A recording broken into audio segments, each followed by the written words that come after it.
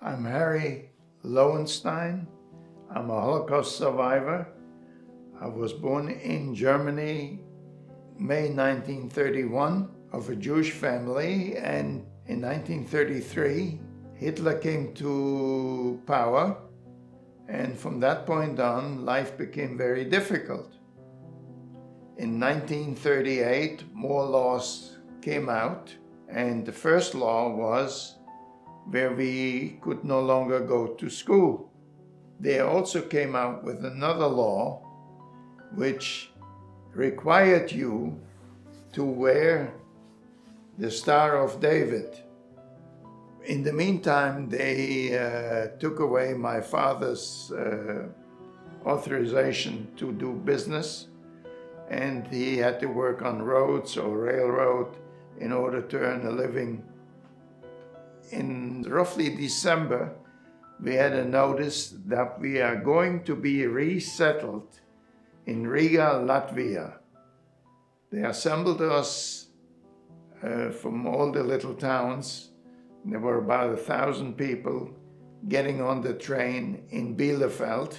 Some people slept in the package racks and so on. Normally, those compartments were meant for 6, no more than 8, and you had about 10 or 12 in there. I don't know the distance, but I know by train it was 3 days. It was during the holiday of Hanukkah, the Festival of Lights. And somebody had brought candles, which is normal to light candles at the time. And there's also a song we sang, which is Mo Osur. It's a Hebrew, but the English translation is Rock of Ages. Would you be able to hum the song, the melody? Yes. Could you Mo Osur Yeshuati Lachana Eit Lisabeach Tikkon Beit Tefillati. It goes on and on. That was Hebrew, by the way. One compartment started and the whole train enveloped in the song, and the guards who were guarding us didn't know what to do with us. Well, after the third day, we arrived in Riga, Latvia. They marched us into the ghetto. So we were in the ghetto, and we were behind barbed wire, and the ghetto at the time had a lot of bloody streets. People were asking, why so much?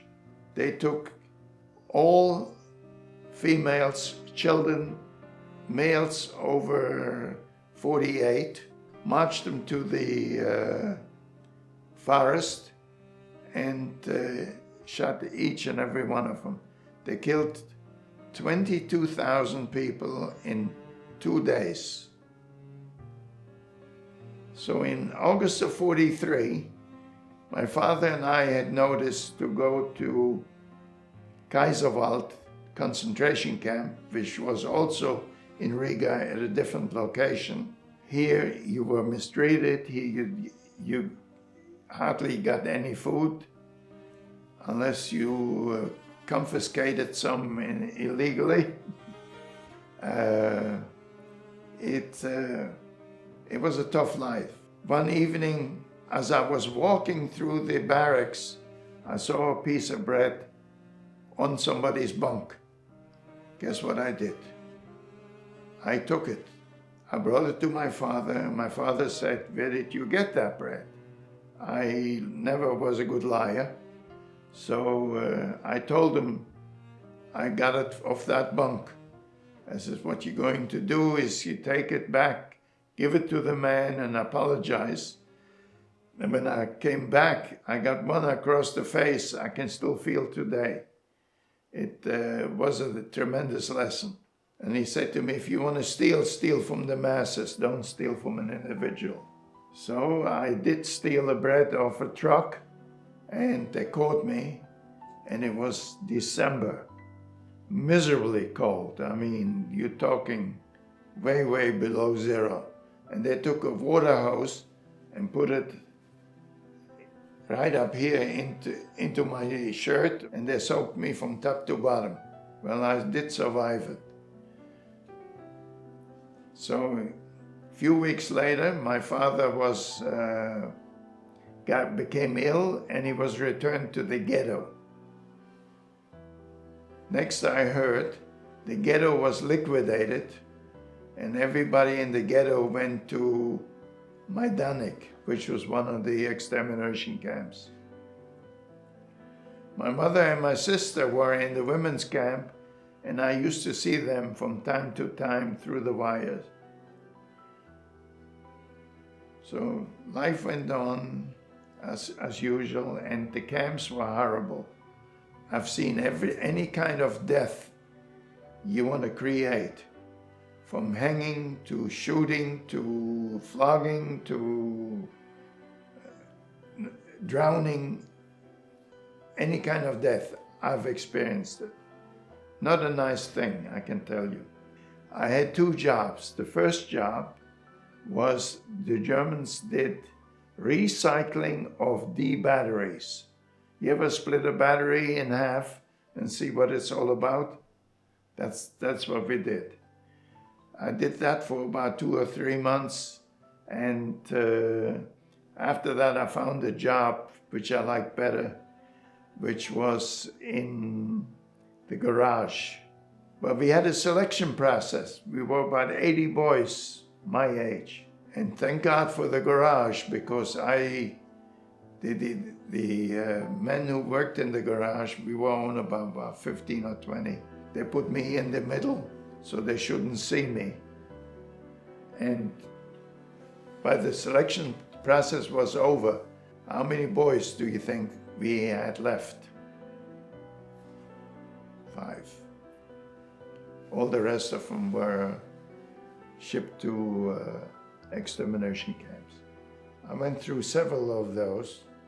I remember one time, I omitted to say this, there was a selection process, and I went to the garage, and the selection process lasted several days. And since I knew about it,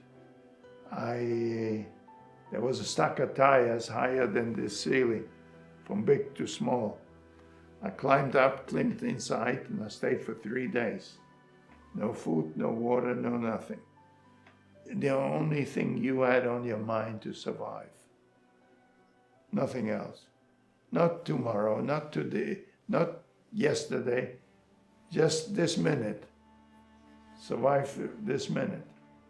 There was nothing to read to motivate you. There was nothing to do to motivate you. You just looked for the next minute or day to survive. After about 2 weeks of marching, we heard a big rumbling noise. Never heard that rumbling noise before. And the Red Army, or the Russians as we would refer to them, were coming close, and by 9:05 on the 9th of March, they overran the column and we were free.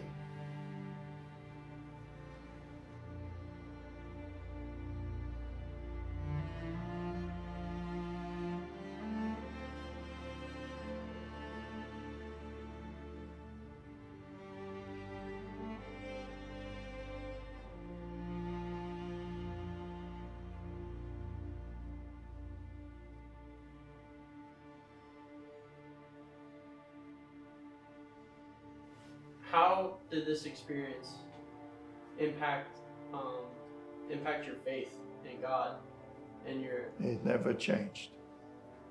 It never changed. I've been asked that question many a times. Why didn't you swap religion or whatever?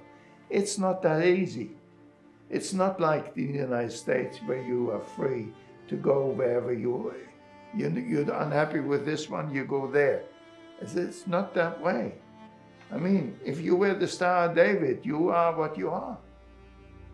Well, he always says, where's God when something happens? Got two hands, you got a head on your shoulders, you do the best you can.